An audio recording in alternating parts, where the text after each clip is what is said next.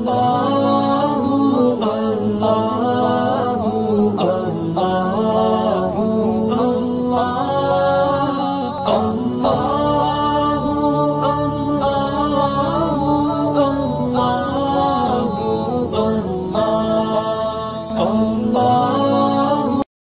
اللہ الرحمن الرحیم۔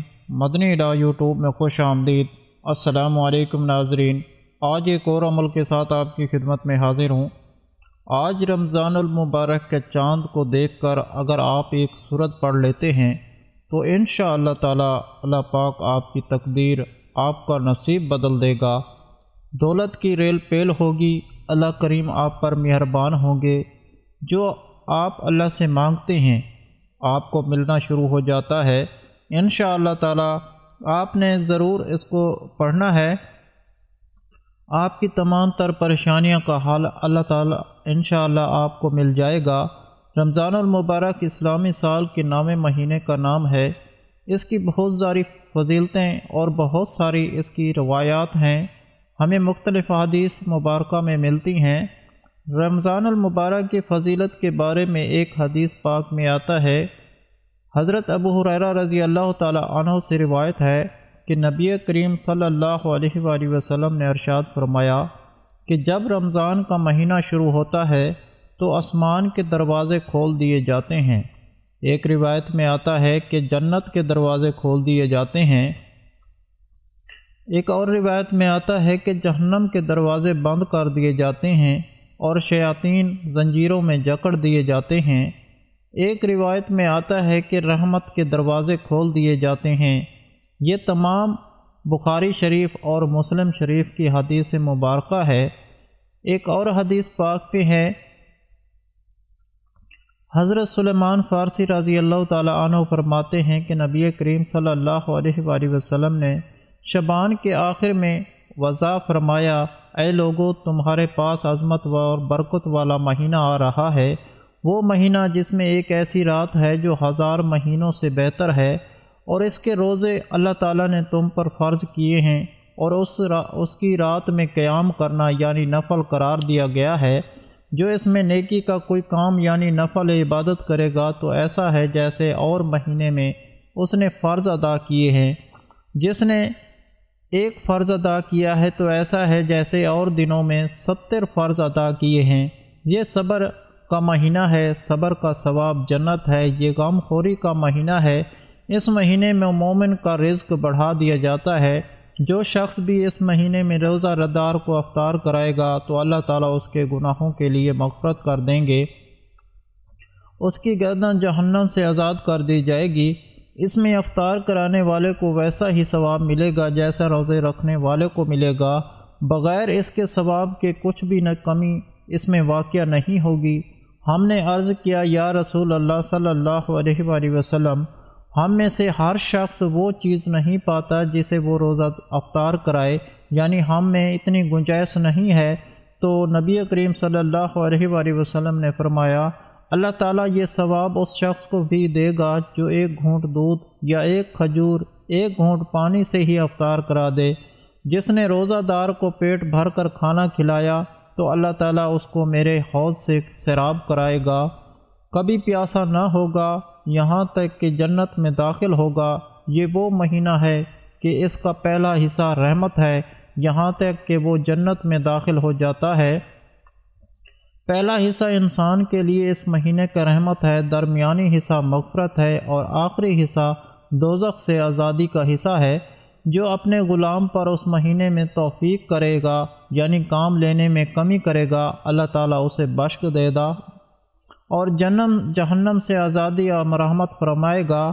ہر انسان اپنی زندگی میں ہر وقت تلاش میں رہتا ہے کہ میری زندگی کے معاملات سدھر جائیں، ہر وقت اس وقت کا انتظار کر رہا ہوتا ہے کہ کب اللہ کن فرمائے۔ بے شک معجزے ہوتے ہیں، یہ انسانوں کے لیے تو بنائے گئے ہیں، ہمارے ارد گرد روز کتنے معجزے ہوتے ہیں، ہمیں یہ دیکھنے سے قاصر ہوتے ہیں۔ یہ دن اور رات کا آنا، روز اور سانسوں کا سلسلہ بحال رہنا، چاند کا کبھی آدھا کبھی مکمل ہونا، ان گن ستاروں کا آسمان پر اکٹھے ٹمٹمانا، کانوں میں رس گھولتی اذان کا روح کو سکون سے بھر دینا، پھولوں کا کھلنا، بادلوں کا آنا، بارش کا برسنا، جگنوں کا جگمگانا، یہ سب معجزے نہیں ہیں تو کیا ہیں؟ ہر انسان کو یہ توقع ہے، امید ہے، آس ہے، اللہ سے ہونی چاہیے کہ اللہ انشاءاللہ تعالی میری زندگی کے جو معاملات ہیں وہ آسانی کی طرف جائیں گے۔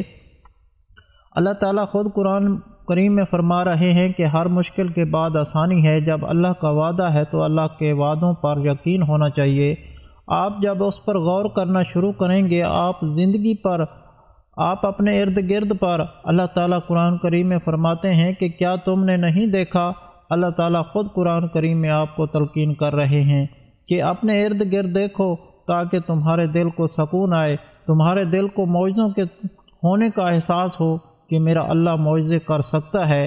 جب انسان اس معجزوں کو دیکھنا اور محسوس کرنا شروع کرتا ہے تو پھر معجزے ہونے لگتے ہیں، جیسے ناممکن کو ممکن ہو جانا، برسوں سے کسی چیز کی کمی کا اچانک پورا ہو جانا، جو مانگی ہی نہیں تھی اس دعا کا قبول ہو جانا، بکھری ہوئی چاہتوں کا لمحوں میں سمٹ جانا، یہ سب سے بڑھ کر تمام دکھوں کا ہمیں اللہ تعالیٰ لے جانا، یہ سب سے بڑا معجزہ ہے۔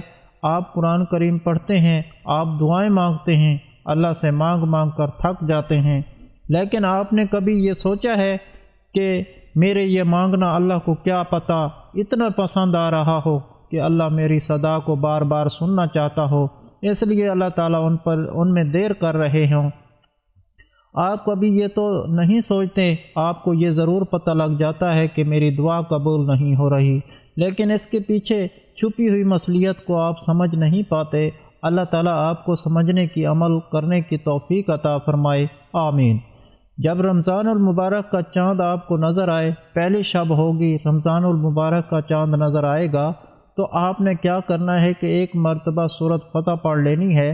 سورۃ فتح سے انشاءاللہ تعالیٰ اس کے پڑھنے سے آپ کو ثواب ملے گا، آپ کی فتح ہوگی، اور اس کے علاوہ آپ جس مقصد کے لیے پڑھیں گے آپ کو وہ حاصل ہونا شروع ہو جائے گا۔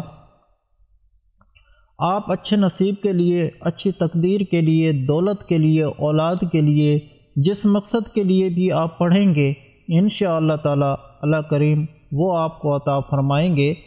انشاءاللہ تعالیٰ آپ نے یہ ضرور کرنا ہے کہ پھر اس کے بعد آسمان کی طرف آپ نے اپنا منہ کرنا ہے اور یہ دعا پڑھنی ہے، ربی لا تذرنی فردا وانت خیر الوارثین۔ 10 مرتبہ آپ نے یہ دعا پڑھنی ہے۔ انشاءاللہ تعالیٰ اللہ پاک آپ پر اپنا فضل بھی کریں گے، کرم بھی کریں گے۔ انشاءاللہ تعالیٰ امید کے ساتھ، یقین کے ساتھ آپ اللہ سے مانگیں، اللہ کریم کبھی بھی آپ کو خالی ہاتھ نہیں لوٹائیں گے۔ ہونا نہ ہونا یہ انسان کی سوچ ہے، ملنا نہ ملنا یہ بھی انسان کی سوچ ہے۔ اللہ تعالیٰ تو ان پر قادر ہے، جب کن فرماتے ہیں تو وہ ہو جاتا ہے۔ تو آپ کو اللہ کی ذات پر یقین کرنا ہے اور اس کے ساتھ آپ نے یہ عمل کرنا ہے۔ رمضان المبارک کا مہینہ رحمتوں والا، برکتوں والا یہ مہینہ ہے، اور اللہ تعالیٰ اس میں اپنا خصوصی فضل، خصوصی کرم اپنے بندوں پر فرماتے ہیں۔ تو انشاءاللہ تعالیٰ اس کا آغاز ہونے سے پہلے اللہ تعالیٰ سے تمام تر گناہوں کی معافی مانگ لیجئے۔ ناظرین، اگر آپ لوگوں کو آج کا عمل پسند آیا ہو تو پلیز میرا چینل مدنی علاج کو سبسکرائب کریں اور ویڈیو کو لائک کریں اور اپنے دوستوں، رشتہ داروں کے ساتھ شیئر کریں۔ اجازت چاہتا ہوں، اگلی ویڈیو تک اللہ حافظ۔ صلو علی الحبیب صلی اللہ تعالی علی محمد۔